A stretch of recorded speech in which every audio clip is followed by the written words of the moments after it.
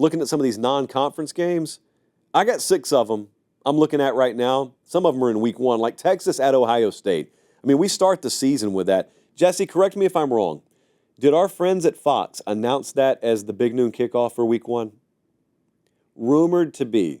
So that's intel that we're getting on the street. Okay, so we do not have that confirmed.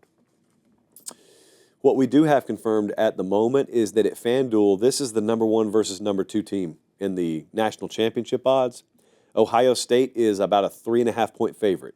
These are not hypotheticals. You can bet this right now if you want to. Each of these teams, below 50% returning production. You got Arch Manning versus Julian Sayin. We're calling that now. It's like election night. 1% of the vote is in. I'm calling the Ohio State quarterback race for Julian Sayin. I'm doing it. No one else. Not Ryan Day. We did not consult with him before this, but I think that's what the quarterback matchup will be. That's a college football playoff semifinal rematch. This is an SEC Big Ten barometer game. Also, it's 2 of the most iconic brands in the sport, so looking forward to that one. Also in week 1, LSU goes to Clemson. Notice where these games are being played, on college campi, not neutral site, sterile environments. So good for these teams for agreeing to this.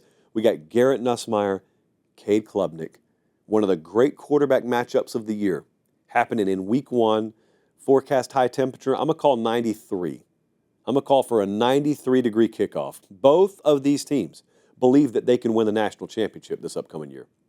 They may be right, they may be wrong. That's the beauty and horror of week 1. No one really knows who they are. Brian Kelly, the week 1 curse, does that continue? Clemson's about a 2.5-point favorite at FanDuel in this game right now. So that's home field. Maybe not quite home field. So that's an odds maker saying, yeah, we think these teams are about equal on a neutral field. Have at it. Here's 2.5 for home field. Have at it. Auburn plays Baylor in week 1. How random and great is that? Auburn at Baylor in week 1. Totally random. Producer Jesse asked me earlier today, is that a make or break game? And I said, for who?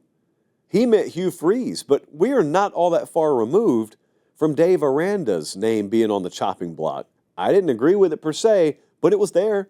Then they made a run in the back half of the season, which bought him a little equity, but you can burn all that up really quick if you get beat 30-13 by turnover-prone Auburn in week 1, because maybe they're not turnover-prone anymore, even though they were turnover-prone. Freeze's offense has always been turnover-prone. Jackson Arnold was an extremely turnover-prone quarterback, and we just married the two. Despite all that, college football, delivers some unforeseen results every single year. Maybe that's one of them. Auburn is favored in this game as of now. So if you're out there and you're thinking to yourself, oh, Baylor's an upstart team, Baylor is a sleeper, Baylor is this and that, well, odds makers are giving you Baylor and a point or two against Auburn. So if you believe that, it's time to prove it. A couple of more week 1 games I'm not really going to dive into. Hey, quick timeout. Check and see if you're subscribed to the channel. If you're not, make sure you do. It's free. It doesn't obligate you or sign you up for anything. It just helps us keep the channel free. All right, back to the show. Bama plays at Florida State week 1. Brand new, I think Doak Campbell Stadium is open, the new version of it by them. Notre Dame's at Miami in week 1. None of those are neutral sites. So to everyone playing on home campi, good for you. Week 2, Michigan at Oklahoma. We were just at Oklahoma yesterday. I was talking to Joe Castiglione, who's the AD there, about getting this thing scheduled. They wanted this game for a long time, and they finally got it. Do we see, here's a good question. It's March right now, April, May, June, July. I got 5 months or something like that.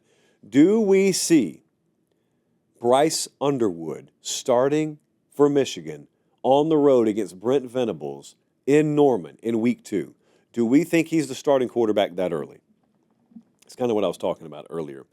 And how are we viewing games like this, by the way? I didn't even think about this, but all these big games.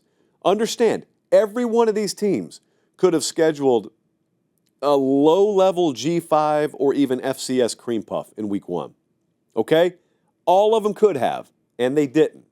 So yet again, we look through one of the biggest lies in college football. You are what your record says you are. Let's look through that for a second and understand the reality that any one of these teams could have dialed an automatic W in week 1. They didn't. They're challenging themselves. How does the committee look at that down the road? Also, John Mateer, this is probably his debut to the world. The transfer quarterback there for Oklahoma. This is probably when most of you watch him for the first time. How about week 3? A&M goes to Notre Dame. Yet again, these are 2 more home campus games. Great. Love it. This is one of Notre Dame's biggest hurdles. They play, by my count, 2 teams in FanDuel's preseason top 25 odds to win the title. This is one of them. A&M's one of them, and Miami is the other one. So week 1 and week 3, Notre Dame presumably, at least according to the odds, has the 2 biggest challenges. And there's a bye in between those. How far has Texas A&M come last year to this year? You'll start to get a good sense of it. They don't play stiff competition until this, so this is really the first one for them. And then week 4, another home campus game. Well, another home venue game is Florida at Miami. It was memorable for all the wrong reasons if you're a Florida fan last year. Great crowd, great build-up, great anticipation. We were there. And then Cam Ward launched a Heisman campaign against Florida. And the Billy Napier hot seat talk ramped up significantly, and they got blown out at home. Well, now you ask, could DJ Lagway go on the road and pull a Cam Ward on Miami, in Miami? Defense was a question for Miami last year. They overhauled a lot of that coaching staff. This is week 4. It's not week 1. Both of them will have played really good teams by them, but that's what I'm very, very interested in. The Miami defense by then, what does it look like? Oh, out of conference season already.